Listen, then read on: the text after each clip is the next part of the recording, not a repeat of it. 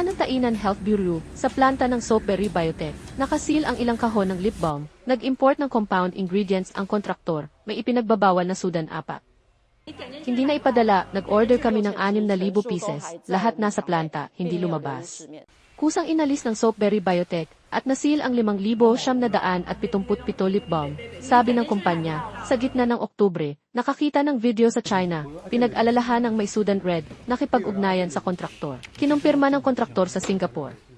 Nagbigay ng napakaraming info sa akin, lagi kaming naguguluhan, bakit? Bakit binigay niya sa'yo na wala naman, ay pasado, may alinlangan pa rin kami, noong Oktubre 25, kusang inalis lahat.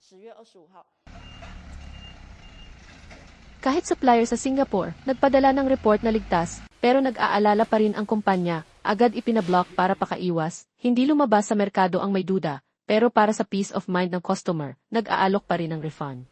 Sa lahat ng bumili sa aming channels, kahit walang resibo, o kung nandun pa ang produkto, refund ng buo bilang store credit. Nagkaroon ng balita sa bansa tungkol sa cosmetics, may ipinagbabawal na kulay Sudan 4, naging sanhi ng takot sa mga consumer, agad kumilos ang kumpanya, pinababa ang pinsala sa minimum.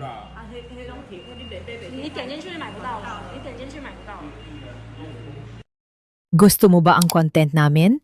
Mag-subscribe at i-follow na ang Liho TV.